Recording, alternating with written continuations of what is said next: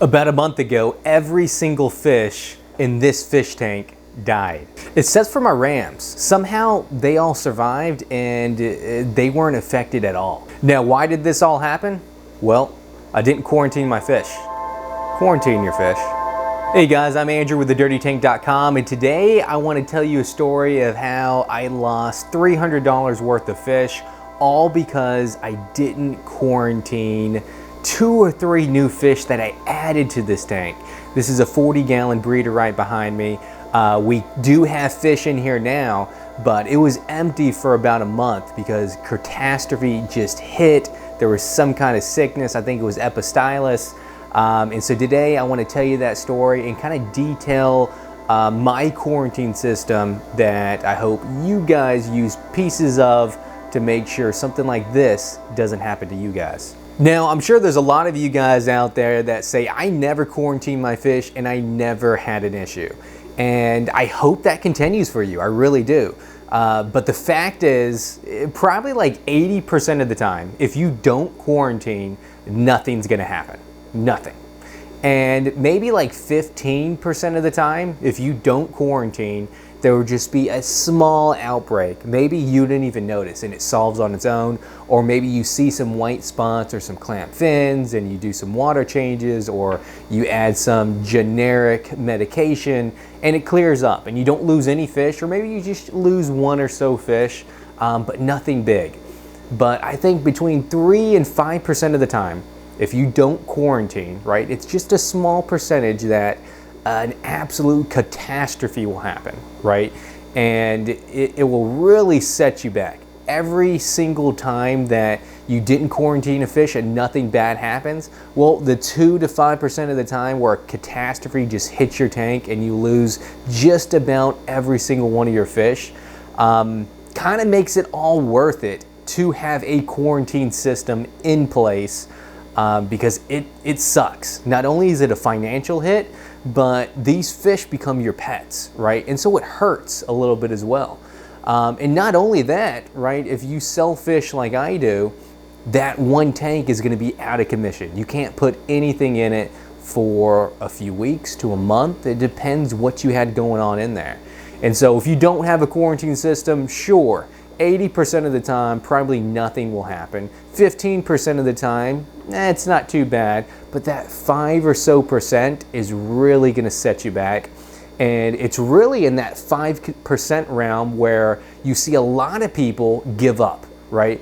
When a catastrophe like what happened to this tank happens to people, that is what makes or breaks a lot of fish keepers, right? If you lose $300 worth of fish, every single fish that you had, you're probably gonna give up, right? And that's how a lot of people get out of the hobby. Something just hits and they're like, you know what, I'm done. So that's why I recommend having a quarantine system somehow set up for your fish tanks and your fish. But let me tell you the story about what happened to this tank.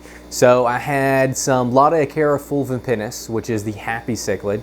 I had about 10 or so in here. I had some angels, had some swordtails, and then I had 2 rams in here. And I bought some plecos one day, and I do have a quarantine system in place that this whole bottom row of 10 gallons to the bottom of this rack is all for quarantine fish that I bring in, right? Because I know that these things are gonna happen, they're gonna set me back, they can kill some fish, we don't want that. But for whatever reason, I just got all caught up in opening the package and unboxing all the fish, right? It's kind of like Christmas Day, right? Whenever you get a shipment of fish in. And so I didn't quarantine them. I was like, you know, this tank needs some plecos. There's some algae there. Let me put a couple plecos in there. I put like 2 or 3 plecos, some of the smaller ones, the rubber lip plecos. And 2 days later, I started seeing spots on some of my other fish. And then a few days after that, some of the plecos died, so I did a water change. And I was looking at the spots and they didn't look like ick. It looked more like Epistylis. So I didn't add the ick medicine. Instead, I added what I normally use whenever I'm treating Epistylis, which is API's General Cure or Paragard by Seachem, I believe. And either one of those normally work fine. And generally what you're doing whenever you're trying to treat Epistylis is just treat the symptoms and really from the infection, any infection to occur. Because Epistylis, there isn't a treatment for it per se. It's more of getting the water clean and doing some water changes and just making sure that that outbreak doesn't cause internal or external infections. And so that's really what you're treating for.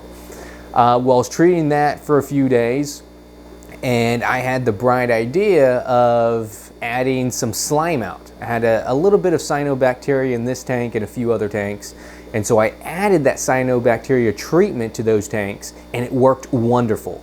But the next day after I added it to this tank, half the fish died. But in all the other tanks, they were fine. And so I don't think the cyanobacteria treatment is what is necessarily bad for your fish. I just think if you apply it to fish that are already compromised, that are already really stressed, that already really have a weakened immune system because they have some kind of illness, in this case it was Epistylis, then I think that in combination with the algicide, because let's face it, that's probably what it is, I think that really weakened their immune system even more and caused just a flash amount of deaths.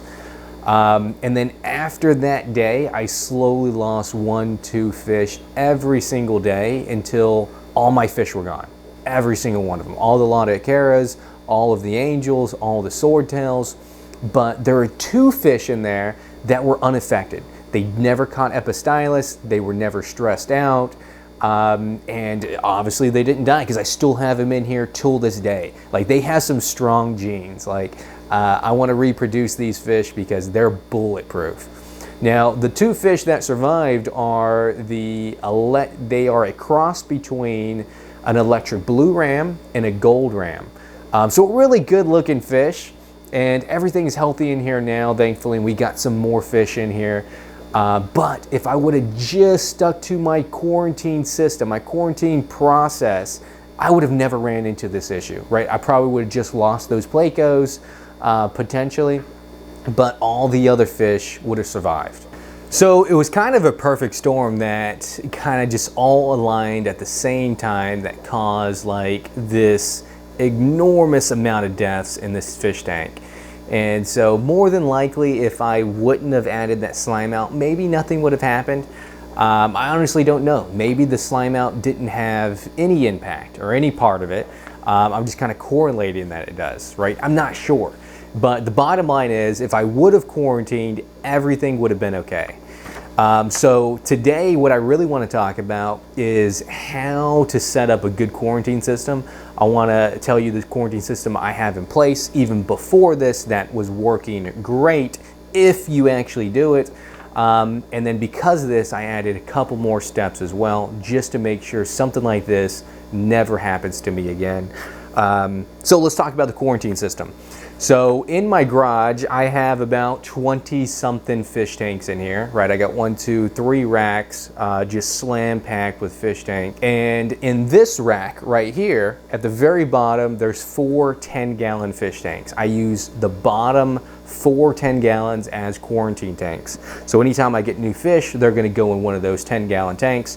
And generally, I'm gonna keep them in there for about 2 weeks. And I'm also gonna do heavy feeding of live food. And you know, whenever I say that point of heavy feeding of like live and frozen food, a lot of times people think, you know, well, isn't that counterintuitive, right? That can also feed some of the bacteria in there and some of the diseases that they may be part of. And that's 100% true. But generally what I see, fish normally are stressed out and malnourished whenever they are imported from wherever I'm buying them from. And generally they don't have any disease at that point. Generally they're just malnourished and stressed, which makes them more prone to some kind of disease. And so my thinking about heavy feeding with good protein-based food that's either live or frozen, I'm thinking that, you know, if I'm able to get them nice and fat and happy, right, they're not going to be stressed out, and their immune system isn't going to be as compromised, and they're just not going to get any kind of disease, just period, ahead of time. And that works a good bit of time, right? A lot of times you see fish with sunken bellies or just looking really skinny. and you just need to feed them back up and potentially treat them for parasites. So during that 2-week quarantine type period, I also look for, I have like 7 or 8 a visual inspection where there's like 7 or 8 things that I look for, and those are clamp fins. Clamp fins is normally the very first sign that your fish is stressed, and that either means that other fish are picking on him, or like there's something wrong, right? There's some kind of disease, or he's just not feeling well, right? And so if a fish ever has really tight fins, all their fins, right, are just really tight to their body, and their tail, instead of being fanned out, is clamped as well, right? If every single fin is just kind of clamped and made smaller, you know that there's something wrong. And so if I see that in any of the quarantine tanks, I'm going to leave them in there a little bit longer. And I also look for no fin rot, so I'm looking at the edges of the tail to make sure they look appropriate. Now if they have chunks taken out, you know, that's okay. Maybe there were some rowdy fish, but I'm looking for when it looks more like fin rot, where it's maybe a little fuzzy or a little bit more white. I'm definitely looking at that, and I would have them stay in the quarantine system a little bit longer. I'm also looking to make sure that they're active, right? That they're moving around, and that if they're a schooling fish, they're kind of hanging out with the other fish of their same species, right? You don't want to see like 10 fish over here and then just 1 fish in the corner, right? That probably means, okay, what's happening? Is there an issue? You just want to keep an eye on that a little bit longer. Another thing that I look for is that I do want them to be chunky, right? I want them to be a decent size. I don't want sunken bellies. I don't want skinny fish. I want them to look chunky. And that generally means that, yeah, they're probably healthy. And then I'm also looking that during this time, maybe about a week in, that they're starting to come up and greet me whenever it's feeding time, right? And so you do have those skittish fish that won't really do that, or do that just kind of not as significantly. But most fish, after a few days, they learn the feeding routine, and they're going to come up to the tank and beg for food. And so that's a really good sign that, yes, they're healthy, they're not fighting something, they're not stressed out. So it's a really good visual thing to kind of look at. Now, the other thing that I look at is flashing. So flashing is kind of how a fish itches itself. So if you ever seen a fish swim and maybe there's a plant right here and they like swipe against it, so the plant like hits the side of their body, right? And they do that a couple times. Normally that means they're kind of itchy, right? So it could mean, you know, maybe something's off with the pH, right? So it may not be a huge issue. But a lot of times it could mean that maybe that's the start of epistylis, or start of ick, or some kind of disease. And you may want to just watch them a little bit longer to make sure everything's okay. Now, all fish are gonna flash, right? Occasionally just to itch, or maybe they feel like something's on their body. They're gonna do that occasionally, but if they start doing it kind of obsessively, or if many fish start doing it, then you know there may be something wrong, and you want to leave them in the quarantine tank for just a little bit longer. Now, in addition to keeping them in a quarantine tank for 2 weeks and feeding them right and just looking out for these visual signs, I also add just a little bit of salt to each of the aquariums that are quarantine tanks. And really the reason for that is that salt is just a good way to not have to medicate the tank. And it kind of does fight off a lot of the external things that could cause infections or fin rot or whatever it may be on your fish. And so adding a little bit of aquarium salt will go a long way without you having to resort to using medications just ahead of time, right? And so I try to not use any medications unless I need to, right? If I see that it's clearly ick, I'm going to treat with some kind of medication. If I see that it's wasting disease, maybe it's some kind of internal parasite, I'm going to treat with some of those medications that treat some of those internal things. And then the other thing that I do, as far as just making sure that if there is some kind of disease, if there is some kind of outbreak, that it doesn't spread to all the other tanks. And I already had this in place, which I'm thankful for, because this had a severe outbreak, the tank right here, but it didn't spread to any of my other tanks. And the reason why is because I have different nets for all my tanks. So if I need to catch fish, well, each tank essentially has its own net. And if there is something wrong with one tank, it's not going to transfer to the other tank really easily. The other thing that I do is I also have separate cleaning equipment. So each one has its own melamine sponge. And then I have a couple different hoses for doing water changes. So each tank doesn't have its own hose. That's kind of absurd, but I do have two hoses, right? A sickly hose and a normal everyday hose. And so if there is an outbreak, right, I'm gonna make sure to use that sickly hose just for that tank, and I use the normal hose for all the other ones. And that normally helps make sure that whatever's going on doesn't transfer to all my other tanks, which could potentially cause a massive die-off, or at the very least, just I have to pause operations on a lot of different things because I can't add fish, I can't sell fish, I can't really move fish. And so you're just kind of stuck while you're trying to make all your fish get better. Plus, it's really expensive, right? Now, the reason why I'm doing a quarantine tank in 10-gallon tanks instead of just one larger tank is because if I have to add medication to a tank, normally it's based on the volume of water, right? So let's take ick medicine, for example. Ick medicine is 10 milliliters of the medicine, right? Depending on which one you get, but the one I use is 10 milliliters, which is one capful for every 10 gallons, right? So for 40 gallon, I would be putting 4 capfuls, which is like 25% of the bottle, right? But for 10 gallons, I only have to put 1 capful, which is, you know, like 10% of a bottle, 5% of a bottle. And so you're using a lot less medicine just because you're using a smaller tank. And so I do recommend quarantine tanks to be smaller, but it all depends on the type of fish you keep. If you're a monster fish keeper, you probably can't keep a huge fish in a 10-gallon tank, right? And so I would say get the smallest tank you can that's appropriate for the type of fish you normally keep.